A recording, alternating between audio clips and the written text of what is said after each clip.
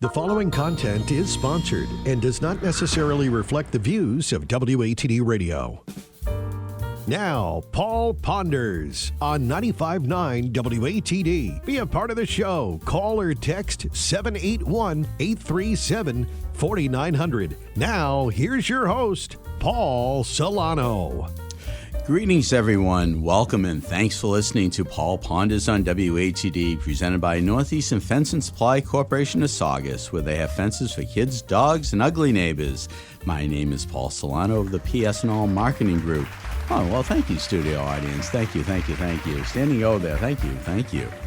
Well, this is season number 2, show number 37, and it is happening right now. If you're traveling down to the Cape and you're stuck in traffic and you're a new listener, welcome. If you're stuck in traffic on the way to the Cape or even to the Marshfield Fair on 139, welcome back. And I just wanted to just comment on, we'll get to Tim behind the glass, but my wife and I went down to the Cape last week after during our anniversary for a couple of days, and we listened to ATD along the way, and my wife really enjoyed listening to ATD along the way, and so the likes of Tim McKenney filling in and all the great celebrity, all the great DJs we have here at the studio. So it was really great. While I'm talking about this, about the Cape, just a shout out to Kathy with a K and Kathy with a C.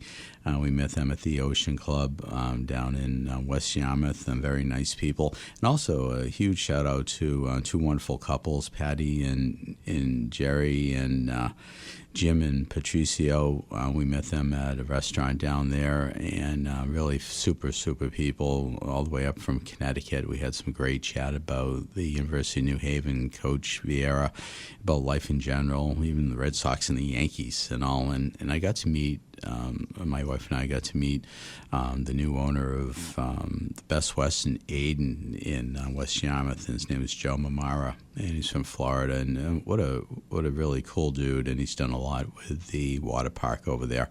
And on the way down, I had the chance to speak to my friend Arthur Wahlberg. So Arthur, if you're listening, we'll talk soon, and just stay strong, and onward and upward we go, my friend. So I am excited to bring you another great season with my network of very knowledgeable contributors, and we will try to keep it real, hot and timely, South Shore and Cape and the Islands base, North Shore reference, but definitely full of Paul pondering thoughts. And almost 2 months ago, we officially welcomed my media sponsor, Scott Albertson of Project142.org, and his dedication around the nation. So, Scott, if you're listening on the Odyssey app, hello, and thank you for the support.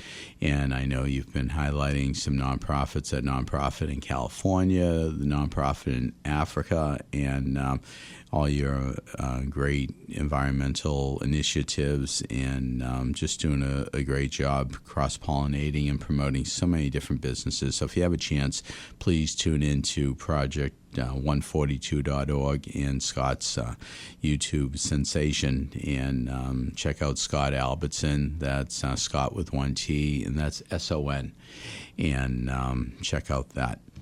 So as you probably already know, I also wear another hat as general manager of Pearl Street Station Restaurant in Malden. And a huge shout out to Chef Felipe Fitzpatrick and his culinary team. Chef Felipe is a loyal listener through the Odyssey app. So hello to Chef Felipe if you are listening on your truly well-deserved vacation. Hopefully you're enjoying time with your family and you're not tuning in, and you can get this podcast on YouTube afterwards. But as always, we have lots of activity going on this weekend at Pearl Street Station Restaurant with all sorts of stuff. Party pans, a huge function, a birthday dinner for my daughter-in-law, Alexandria, and her mom tomorrow. That should be fun. Shout out to Alex. Happy birthday, Alex. And we'll see you tomorrow. And shout out to even the Drain guys get a shout out. We had Chris and Annis at the restaurant last night. They helped us out last night with a slight blockage we had. So I really appreciate the work that they did with dash drains. So that was great. Now, I know I always say it is true. As Malden's Pearl of the community for over 40 years, we have incredible staying power over in the greater Boston area in the North Shore. So please venture over that godforsaken bridge and visit us. My daughters always say that godforsaken bridge, and it is true, but we're not far from the South Shore, so come visit us. And of course, I always give a shout out to my very hardworking team of Chef Eve, Chef Joaquin, Pizziola, Muhammad, Lily, Nicole, Don, for holding down the fort on this very busy day. Now, as I stated earlier, it's season number 2, show number 37, fast approaching 90. It's crazy.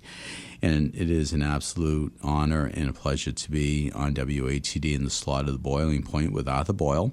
Arthur is my executive consultant of the Paul Ponders radio show, and Arthur is out there always adding to our list of sponsors and seasonal sponsors, so contact Arthur or give me a shout out if you're looking to in fact advertise on the show. I do believe I'll be securing an advertiser for the health and wellness segment this week. Been remiss at following up on that, but I will be doing that this week. But with us behind the glass, the aforementioned Tim behind the glass. Good afternoon, Paul. And how are you, my friend? I'm doing great. One of my favorite drivers. We have NASCAR this weekend live from the Granite State, living free or dying. Loudon. Yes, New Hampshire Motor Speedway, and one of my favorite drivers. He's on the track right now qualifying. Truck Series later on today. I think it's the EJP 175 at 1:30, and then tomorrow, fingers crossed, we'll get all 301 laps in of the Dollar Tree 301. Wow. Yes. So that's who's the favorite? The favorite to win? Yes. People like Christopher Bell, Ryan Blaney won there last year. So it's a mixed bag. Everyone's got their favorites. They're hoping Hendrick Motorsports, one of the 4 in that stable, gets strong. Right now, the number 24, William Byron, is second for qualifying. Blaney just qualified 5th, so that's a good start for him. We'll see. Absolutely. Everyone has their own favorites. Absolutely. And you have your sartorial splendor shirt on? on? Got a Harrison Burton shirt on. He's not in the 21 anymore. That's Josh Berry right now. But next year, I think it's Jesse Love is going to be in that. He drives the number 2 right now in the O'Reilly series. O'Reilly. So, yes. They have the week off, but I think all 3 series are, I think they're heading down to Daytona next week. The final regular season race before the chase for the championship begins. The chase. Yes. Well, I wish everyone safe travels along the way, my friend. Thank you. Yeah, I'll be heading up there tomorrow. Miles is already up there. Ben Bennett's up there, the NASCAR guy. Mm-hmm. And I think we officially call him the doctor. Zach is up there too. I see. Big Ford fan. And I'm sure on Wednesday night you'll have a nice report for the ATD listeners. Yes, full coverage, and we're even going to have a little meet and greet tomorrow with the Miles on Motorsports crew. Yeah. Oh, that's cool. Yeah, I guess there's a whole bunch of people that are waiting to meet us, so I'm looking forward to that. Oh, that's awesome. Yeah. That's awesome. I wish you the best with that. Thank you. Have some fun. Oh, and again, my wife really enjoyed meeting you last week and she's a listening delight. to you. Along the way, thank you, and also thanks for that technical help where I just cannot get the final printout of my sheet. So you came to the rescue. You're welcome. Absolutely, as Tim behind the glass does so well and has been doing for over 25 years. Yes. Indeed. That's a hashtag indeed, my friend. Well, at this point of the program, we have the Pod Pro Techie Toolbox segment with Techie Talonzo Amos and Miss Shelley Wolf, global media firm, owner of Toolbox Entertainment, vice president of technology literacy for Pod Pro, a past Paul Ponders guest, episode number 35 out of my 93 plus episodes dropped so far. And online, we have Miss Shelley Wolf. Good afternoon, Paul. How are you doing? I am doing well, Shelley, doing well. And how are you doing this fine day? It is lovely out, yes. Yes, you're in Cambridge. You're local today? I am local today, yes. Well, that's cool. I'll be here for a moment.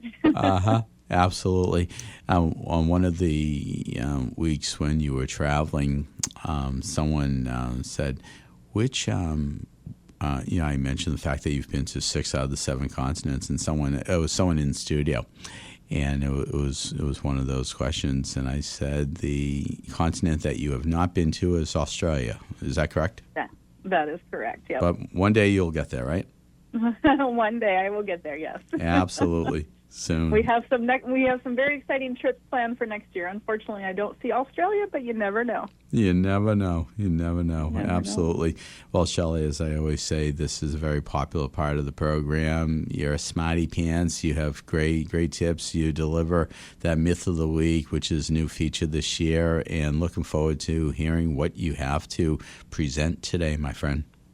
Yeah, well, today we're going to focus a little bit on accessibility. So one of the questions I have for everyone this morning is, when was the last time you opened your accessibility settings on your phone? You know, some of us probably think never, or maybe, Shelley, why are you even thinking about our accessibility settings? Well, that's exactly why we're going to talk about them today, because hidden inside that accessibility menu, there are many incredible tools that are useful for anyone. They can help us with tiny menus, hear conversations and videos more clearly, make ridiculous small words on our phones look bigger, control your phones with our voices, and even turn your phone into a magnifying glass. So the best part is many of these tools are built into our phone that we're already carrying.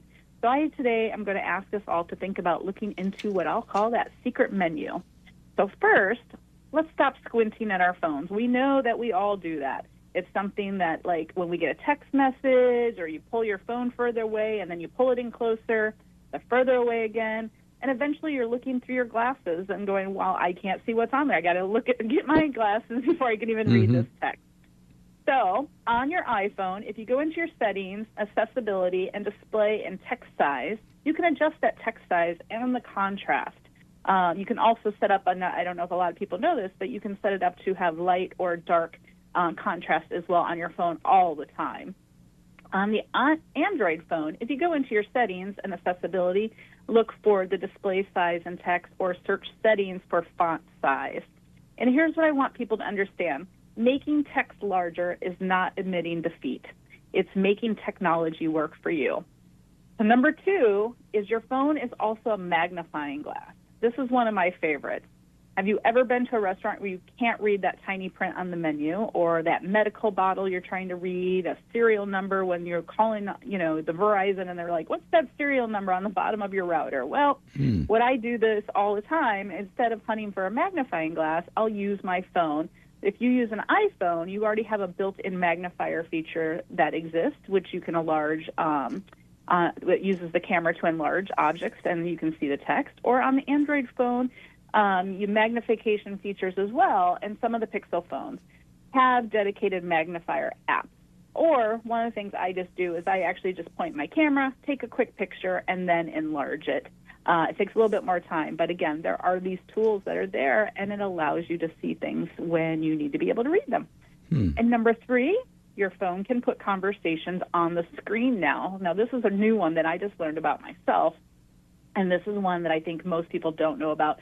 Some phones can actually create live captionings or do live translations. So what that means is that your phone can take spoken word and display it as text.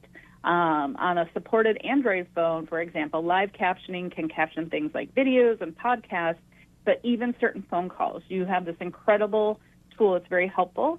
If you're somewhere noisy, having difficulty hearing television or video, these are great things to be able to turn on. And then you can read along. Look under your settings, accessibility for live caption. The exact options will depend on the type of phone you have, but you can usually go under settings and accessibility and look for live translate. And that can actually happen during a live phone call, which I thought was pretty impressive. And then on the iPhone, you can turn on this during an active call as well. You want to tap the More button, then tap Live Translation. Number 4, you can stop typing everything. So I started using this a couple years ago when I shattered my elbow, which was voice to text. It's a great accessibility tool. All those little keys and buttons can drive us crazy. Our fingers never hit the right letter. You can use your microphone. So there's a microphone either in the Google browser app, or just in general for your phone text messages. If you hit the microphone on your keyboard, tap it, then speak, it will then say, hi, I'm typing this message to reach out to Paul today. You can say it, but the biggest thing that's important is you want to read that message before you send it. I don't know how many times I've sent wrong messages and I've had to fix those. So voice to text isn't perfect, but it's a great tool to like at least get the message started. You can go back and edit it. And again, once you're comfortable with it and you continue to do it, the system learns your voice better and it continues to improve. Again, it's a great tool. I highly recommend it. And our number 5 is the camera can read things. Here's how another feature that feels like almost magic. On our new iPhones, there's something called live text. You can recognize writing through the camera. So you point your camera at it, and let's say someone hands you a business card. You can point your camera there. The phone may recognize the number. It'll allow you to automatically call it. It'll allow you to just capture the text. You can also, I use this a lot when I translate, you can actually translate text. So one of the things that perhaps, even if you're pointing at a website, or as we know, QR codes bring up the website, you click right on that, and it'll take you right where you need to go. So what is, again, very increasingly helpful is that how we understand how to use these tools. But the tech myth of the week is accessibility settings are only for people with different abilities. And the reality is accessibility features were created to make technology usable for everybody. But many of these tools can make technology easier as well for all of us. So it's, again, think about captions can help someone who has hearing loss. You can also help me understand a video in a noisy airport. Magnification can help someone with low vision, but it also helps us read tiny instructions, right? Voice controls can help someone who can easily use a touch screen. So again, it's out there for all of us to be using, and we need to be thinking more and more about accessibility tools, whether it's through our technology or whether just everyday sidewalk building, for example. So very important things for us to be thinking about. And here's the bigger tech tip. We sometimes adapt ourselves to our technology by squinting, struggling with tiny buttons, and repeatedly typing something incorrectly. And we think, I guess that's just how my phone works. So the reality is no, the phone should adapt to you. That is why these settings exist. So my 5-minute challenge for you this week is that go into your settings, set the accessibility settings so it makes sense for you. Adjust that text size, set up your magnification, turn on the captions if you need them, start trying your voice feature and display settings. Pick just one feature that might make it easier for you. Try it and see if you like it. And if you don't, the great part is you can turn it right back off. You aren't hurting anything. It's just an opportunity. The smartest phone isn't necessarily the newest phone or the most expensive phone. It's the phone that you have set up to actually make it work for you. So this weekend, again, just spend 5 minutes exploring that accessibility menu. You may discover a feature that's been sitting on your phone and you're like, wow, this is really going to change my life. So with that is the tech tip that I'm going to leave you with this week. That is absolutely, absolutely awesome. And as I always say, wow. Just great job, Shelley Wolf. So how do our listeners in Paul Ponders land reach out to you? Yeah, they can reach us at info@podproentertainment.com. Awesome. And how is Tech Eats Alonzo doing with all those content reels? Oh, we're keeping him very busy. So I think we're going to give him a little bit of a break today and let him go out and enjoy some live music. So, but he's staying very busy with them. That's great. That's awesome. Yeah. Do you have any shout-outs for who you're going to be listening to tonight? Yeah, we're going to be listening to 24 Karat Funk, Richie Rich and 24 Karat Funk. They will be at Capone's from 9 to midnight. And, some great live music, and be able to get your dance on, go there, eat some great food. It's always a fun time. That is awesome. We'll have fun with that. And I'll be posting, I've been remiss in getting some of these very helpful tips over the past few weeks onto the PS&All Marketing Group blog. But Shelley Wolf, I want to thank you again for being on, and looking forward to next week, my friend. We'll actually be on the road. We'll be in Plymouth. I'll be away from Tim behind the glass. Tim will be back in the control room, just monitoring the situation. But I'll be on site at the Plymouth Chamber of Commerce Waterfront Festival. Oh, fantastic. Absolutely. We're looking forward to that. Absolutely, my friend. Well, you make it a great week and have fun tonight. Thanks. Have a great weekend. #Indeed. #Imagine. Thanks, Shelley. Well, as Arthur Boyle says, it's not time to make the donuts, it's time to pay some bills. So let's hear from our sponsors. Have you tried Bryantville Pizza Kitchen? From antipasto to baked ziti, specialty gourmet burgers, over 30 different kinds of pizza, and that's steak and cheese. Come on in and they'll show you why they made a reputation as being the best steak and cheese sub in the area. There's nobody that puts it together like your friends at the Bryantville Pizza Kitchen. Chicken wings and fingers and the famous flavors complement their stir-fry dinners. If subs and wraps aren't enough for your table tonight, expand into Greek and Caesar salads, maybe even a calzone. Anyway, it's all good at the Bryantville Pizza Kitchen. And don't forget, invite them to your next catered event. They'll bring the food. Bryantville Pizza Kitchen. Call them at 781-293-9857. Are you looking for fencing and outdoor products? Look no further than Northeastern Fence and Supply Corporation of Saugus. When owner Mike Payne's customers have been asked why they chose Northeastern Fence, many said that there were 3 deciding factors: customer respect, excellent customer service, and quality products. I say that you need to add in 70-plus years of a family-run business with truly experienced sales and installation teams. So if you are in the market for fences for your kids, dogs, and ugly neighbors, please call Mike Payne and his crew at 781-233-3324 or email mike@northeasternfence.com. Paul Ponders continues on 95.9 WATD. Once again, Paul Solano. We are back, and thanks for listening to Paul Ponders on WATD, presented by Northeastern Fence and Supply Corporation of Saugus, where they have fences for kids, dogs, and ugly neighbors.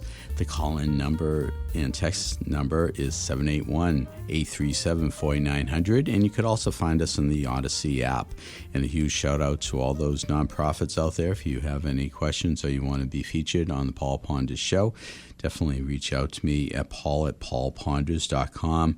And last night at the restaurant at Pearl Street Station, I was sharing some experiences in the nonprofit world with some regulars who pretty much come by Pearl Street every Friday night. And there were 3 of the 5 individuals, Stan, Kristen, and Judy. And we had some wonderful remembrances of the world of nonprofits and also banking. And we actually had shared some banking experiences and all. And it was one of those nice catch-up type things. So shout out to Stan, Kristen, and Judy.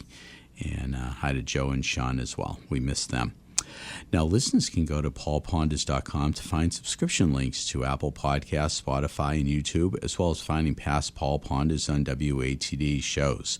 Now, tomorrow night I have the book in front of me, and I pretty much read the whole book, but I have really a best-selling author introduced to me by the aforementioned Scott Albertson of Project 142. But Sarah Vladeck is a New York Times best-selling co-author of Indianapolis, and she wrote a wonderful book, and it's called The Dangerous Shore.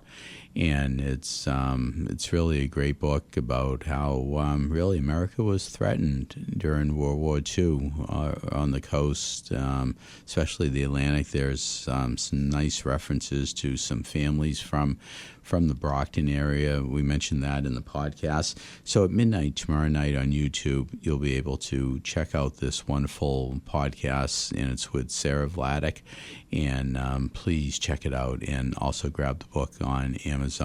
And I believe Sarah is coming up in October for some sort of book signing and all. So we'll have to work on maybe getting Sarah in studio if our schedule allows. But check it out, The Dangerous Shore, and check it out on YouTube. And then on Monday morning, you can find it on all the other outlets that I basically have all the podcasts on.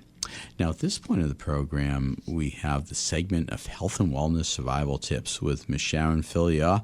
And Sharon is on the line. We'll bring Sharon on. Sharon, how are you today, my friend?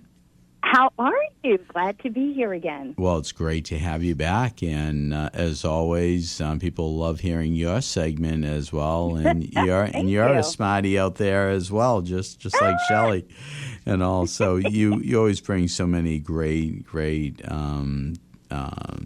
subjects of conversation, topics of conversation, and today you're going to be talking about the shoulders. Yes. So So before we get started, as usual, I like to cite my sources. Today's topic of shoulders is from information culled from the Boston Medical Center, the Mayo Clinic, Science Insight, and the Cleveland Clinic. Okay, so before we get started, for you and Tim and all your listeners, we're going to do a test of your rotator cuff right now. How does that sound? Okay. Okay. And I hope So Jackie is what listening after her surgery with the rotator cuff. Okay, so this is what you're going to do. Whether or not you're sitting and standing, you want to have your right arm, let's go with the right arm, hanging straight down. Your palm is facing medially or towards you. You're going to have your arm hanging straight down. Now, I want you to slowly raise the arm out to the side, up to shoulder height. See how you do. You're going to hold it there for just a second. Now you're going to slowly bring the arm back down.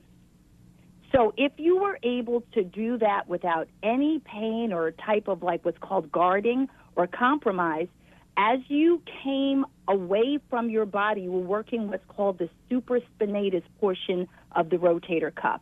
As you're coming down, you're using the other two heads of the four, the infraspinatus and the teres minor. So bringing the arm away from your body, working the supraspinatus, slowly lowering it to your body, you're working the infraspinatus and teres minor. If you have issues with any parts of that range, it could indicate an issue in that area. Now, the last test, you're going to have your arm at your side again. This time your palm is going to be facing the back. So the back of your hand is going to be facing the front and the back of your hand facing the back. Now while keeping your shoulders nice and straight, your back straight, you're going to slowly bring the arm, keeping it straight, in back of you. You're going to try and raise it up as high as you can without pain, and then slowly bring it back down. Okay. The ability to bring the arm back down is working the subscapularis, which is very important, and again, the supraspinatus. So these are just two of the tests that your doctor or health care professional may do to see if there's an issue with what is called the rotator cuff. The rotator cuff is what handles fine movements of bringing your arm up in front of you to the side. The backup, which lies superior or on top of it, is the delt muscle. Sometimes, depending on if the patient has tears in different areas of the rotator cuff, a good doctor or surgeon will say, we're going to try PT to see if we can build up the delt muscle, which is over the rotator cuff, because sometimes that can compensate and help the patient avoid surgery. If the grade of the tear is so massive where it causes structures to pull away from the bone and things, surgery is now indicated. Now, shoulder pain is the third most common complaint regarding musculoskeletal issues. Now, how does this happen, right? So, as with, I believe, your wife, she fell, I believe, right? And she kind of hurt her shoulder, right? Yes. So that's a trauma that she had. Okay. So that's something that's kind of like a trauma that can occur. It can come from a car accident, a bicycle fall. But more insidiously, it comes from being alive on the earth. What do I mean by that? Well, working on the computer, talking on the telephone, eating your food, heck, arguing about politics. Any movements that are in front of you, where your arms are in front of you, this is called internal rotative movement. Now, what happens over time is that we don't really do movements in the back of us, right? So the back heads of the rotator cuff over time get weaker and weaker. And this can cause a shift, a little shift of the head of the humerus, you know, the bone on the top part of your arm. This causes a shift that is incremental over time, either anterior, which is coming forward, or superior, where the humeral head kind of migrates upward or migrates downward. Over time, this can cause something called impingement, where all of a sudden you can't bring your arm above your head anymore. And you're like, what the gosh golly heck is going on? I can't move the way I did. So in more extreme cases, surgery can be indicated. But I'm going to tell you some exercises you can do on your own to help avoid that. Now, I'd like to mention some of the occupations that can lend itself to increased rotator cuff instability, labrum tears, or occupations like construction, working in the post office, warehouse work, landscaping, office jobs where you're at the computer all day, waitresses, anything, the flight attendants on the plane that help put luggage up into the compartments above the seats. All of that is extreme repetitive internal rotation. So to counteract that, you would need to do exercises to work the back of the shoulder. Now, we just did two of them at the top of this segment. One of them is doing what's called arm extension. Again, with your arm at your side, your palm facing the back, bring your arm up behind you, try to hold it, and bring it back down. In my professional opinion, if you have occupations that lend itself to like a lot of internal rotation, you want to work up to 4 sets of 25 every other day, bringing the arm in back of you and then bringing it straight down. The other one is there is some other kind of more nuanced movements. However, for the benefit of this segment, I'm going to keep it simple. The other one is the other movement that we did with your arm at your side, palm facing your thigh, bring it out all the way up, and then slowly bring it down. Again, working up to about 4 sets of 25 every other day. The other movement is a simple shoulder shrug. So with both arms at your side, just keeping the arms straight, drive the shoulders up and back down again. This movement actually bypasses the rotator cuff, but is a great way to keep mobility and to help avoid something called a frozen shoulder. So that's just, we could actually do a part 2 to this. Most people will have some sort of shoulder pain at some point in their life. Now, shoulder pain and lack of range, extrapolating, can lend itself towards putting someone into assisted living or a nursing home, because a lack of a range of shoulder movement will impede what is called daily activities of daily living. This is part of the assessment for a patient to determine whether or not they need assisted living or a nursing home. So keeping range of motion in your shoulders for your older listeners is very, very important to maintain self-reliance. Without shoulder range and strength, you will need help eating, combing your hair, bathing, putting on a shirt, putting on a coat. So this is just a little overview. Do you have any questions about shoulders, Paul? Were you doing the exercises and stuff? Tim behind the glass, he's moving some stuff around the office, but he took the time to do the exercises, and I did as well. And it was very good. Tim, do you have anything to add on that? No, I feel good about my shoulders and stuff. Good. So, yes. Good. If you, and also for those of you who work in the gym, a common kind of rookie mistake, especially for guys, is that when they go into the gym, they kind of try and show off and just work a bicep, and they don't work the triceps and the back heads of the rotator cuff. You always want to work the opposing muscle. So if you work the bicep, anterior delt, you need to work that posterior delt tricep. You need to work that teres minor. This is what gives you good symmetry and also keeps the head of the humerus in that nice neutral position so that you have good range of motion. Part of the indicators is whether or not you're able to bring both arms above your head without pain. If any of your listeners or you can do that, your rotator cuff is doing okay. Absolutely. And just as a quick aside, as we start to wind down, I invite our listeners to, in fact, pay attention to what Sharon has to say, because you've had some experience through the years with professional bodybuilding and lifting, haven't you? Yes, I have. I'm an ex-pro, and one of the first kind of rules of bodybuilding is that you always work the opposing muscles. So someone that just works biceps and chest all the time, you will see them have the shoulders a little bit contracted. So in the gym, I can kind of tell if I see when their shoulders are kind of forward, that they're not working their back enough. And so the idea is that even with stretching, you want to stretch the front part and the back part. If you work the abs, you need to work the lower back. If you work the chest, you need to work the back. If you work the quadricep of the leg, you need to rock that hamstring and the glute. If you work the calf, you must work the tibialis anterior.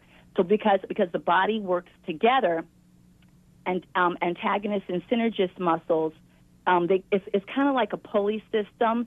So as you do a bicep curl, right, the bicep curl is engaged, but the tricep is actually stabilizing it, right? So it's very important with the shoulder, especially if you do manual labor. You must do some sort of external rotation.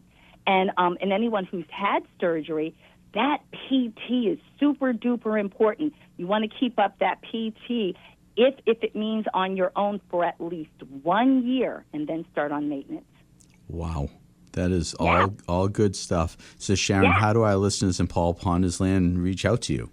Well, the best way is to reach me through you, the Paul Ponders podcast. You have all those great links and everything, or the Fill Your Fall Prevention Method on YouTube. You can contact me through there. But if anyone has any questions about any of the topics, they can just reach out to you, or I guess they can even call in, and I'd be happy to help them as much as I can with the knowledge that I have.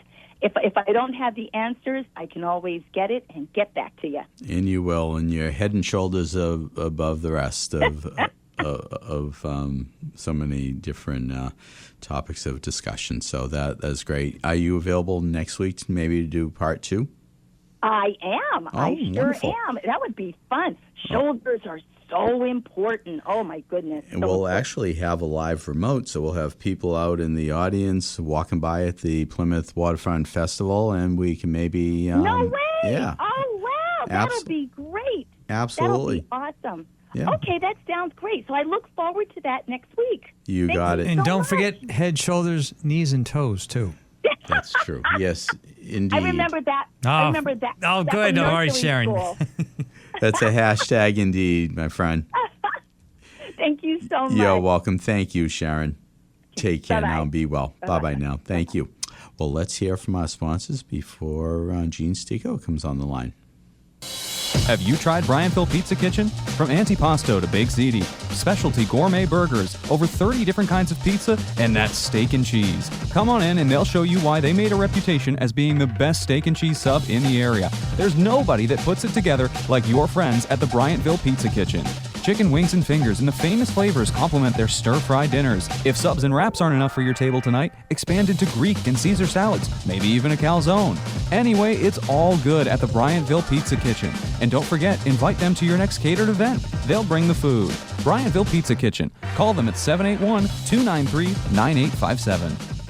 Are you looking for fencing and outdoor products? Look no further than Northeastern Fence and Supply Corporation of Saugus. When owner Mike Payne's customers have been asked why they chose Northeastern Fence, many said that there were 3 deciding factors: customer respect, excellent customer service, and quality products. I say that you need to add in 70-plus years of a family-run business with truly experienced sales and installation teams. So if you are in the market for fences for your kids, dogs, and ugly neighbors, please call Mike Payne and his crew at 781-233-3324 or email mike@northeasternfence.com.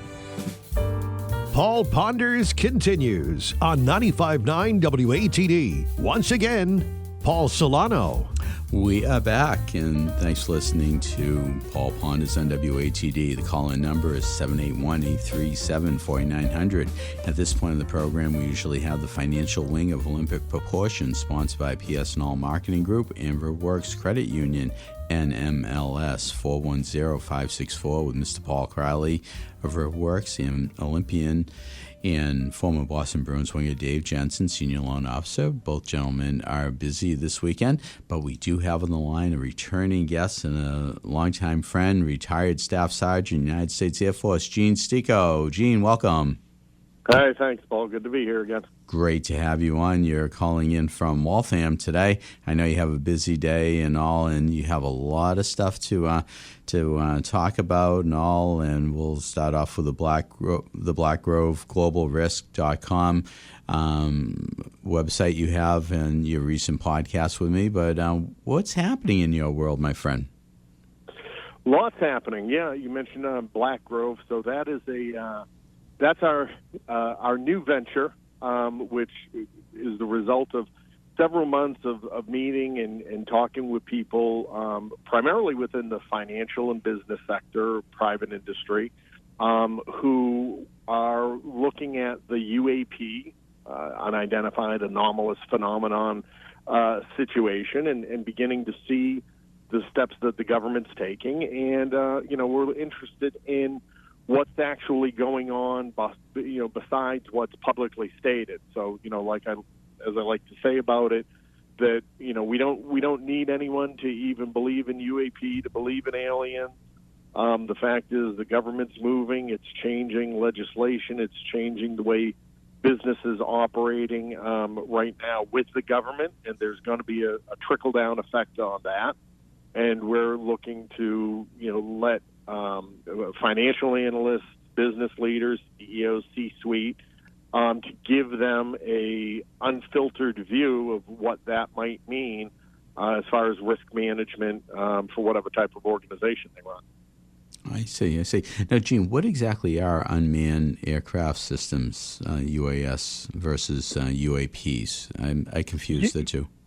Yeah. So, right, there's a lot of new terminology out there. So UAP is unidentified anomalous phenomenon, and that is the rebranding of the old UFO, unidentified flying saucer. That term came out sometime around 2017 is when they started that, because they were looking to bring more information forward, destigmatize all the stigmatization that had happened through the decades around UFOs. But, it also encompasses a lot more of the different types of craft and phenomenon, the different shapes. So UFO, sort of always gave everybody that image of a flying saucer. But really, there's orbs, there's triangle-shaped craft and things like that. UAS are unmanned aerial systems, which the origins of them may or may not necessarily be known, but are generally what we call prosaic, man-made, sometimes even throw another acronym at you, unmanned or reproduction alien vehicles. So these are anti-gravitic craft that are man-made, but display many of the characteristics sort of associated with UAP. And there's a company I'm working with right now out of Kansas that's called Privateer Aerospace, and they've been working this issue since 2003. They have recovered materials that have fallen off of some of these UAS craft. These are not U.S. manufactured craft. They are, by the indications we have, actually foreign adversarial craft that operate within U.S. airspace. If you recall the 2024 drone incursions over the Mid-Atlantic, New Jersey, or the 2024 incursion over Langley Air Force Base, this company and its owner, they actually predicted it. They were able to detect that these where these craft were operating, that they were headed that way. That got them a visit from a request, let's say, to go to the Senate Select Intelligence Committee in D.C.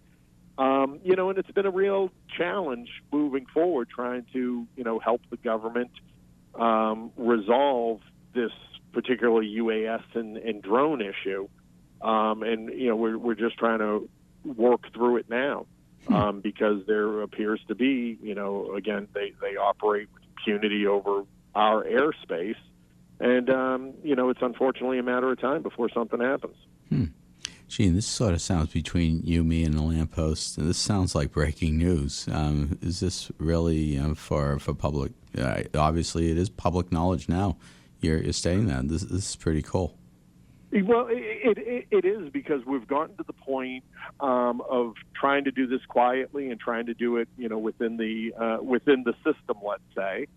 And unfortunately, politics as they play out are not. I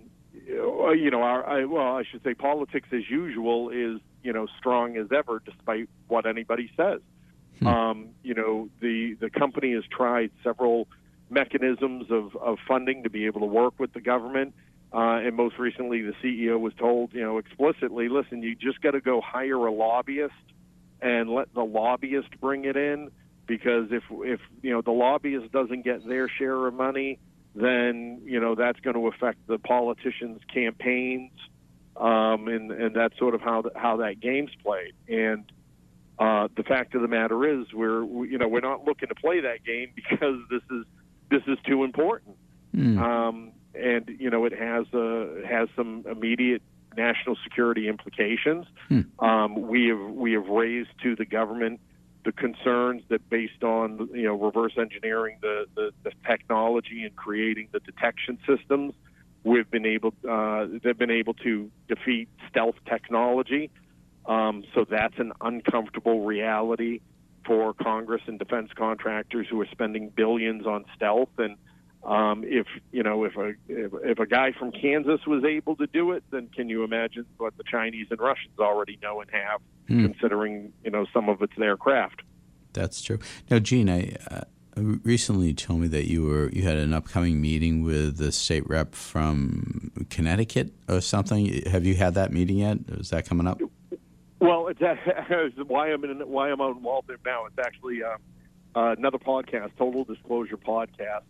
Representative Joe Hoxha from the Connecticut State Legislature is coming out to have an interview. It's the second time. We've met him before, but he's a great example. He's a leader at the state level in Connecticut who recognized the risks to the state and particularly the critical infrastructure and the military infrastructure that is there in Connecticut, and has been working hard to advance legislation in the state to take control of the issue for themselves, because there's just so much there's just so much uncertainty, and there's so much positioning within the federal government. And we have Vermont doing the same, Pennsylvania, New Jersey. Massachusetts. So we're really looking. Massachusetts, nothing. I mean, seriously? I hate to say it, but Stephen Lynch, he sits on the UAP task force. The last time I was in D.C. with the CEO of Privateer from Kansas, we tried to get into see him in his office, and I left materials for him. Never got a follow up. I think I mentioned before. Tried reaching out through other state representatives who I know here in Massachusetts to offer a staff briefing for him, for Anaya Presley, who's on the oversight task force, or the oversight committee, which again, all of this falls within it. And our Massachusetts delegation that's involved in this, at best is just derelict, and at worst is downright negligent on having any kind of leadership in this. Wow. That's unbelievable. And from a local flavor and all, I know you've talked about Harvard and MIT playing a role in all this somehow. What does that really mean to our Boston area listeners?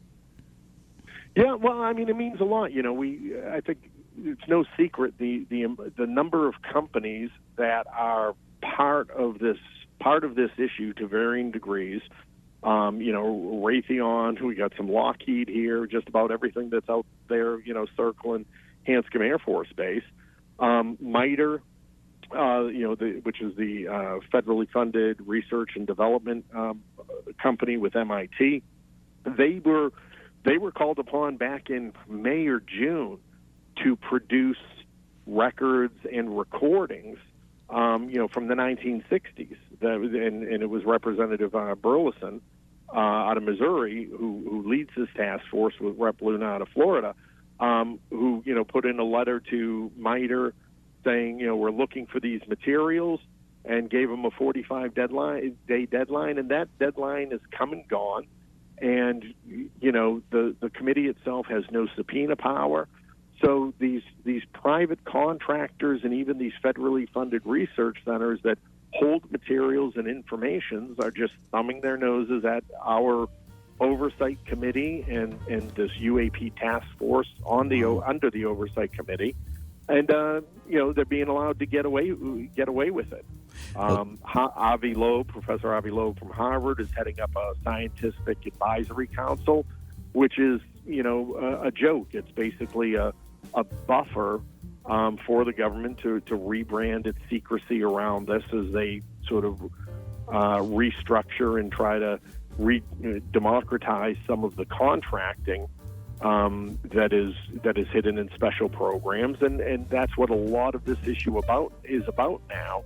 Is the commercialization of technologies. Absolutely. Well, Gene, we are winding down. I want to have you back on maybe next week. I do want to give a shout out to our friend Arthur Wahlberg and his Infinity Disclosed documentary coming up, and I want to thank you again for being on, and thank you so much for your service. Thank you very much, Paul. I wish you the best with your meeting with the state representative from Connecticut. Thank you. Be well now. Well, I just want to wind down and just say that Ron Dwyer is coming up with his musical memories. Thanks again to Tim, Arthur, Shelley, Sharon, Gene, but thank you for listening. #Indeed.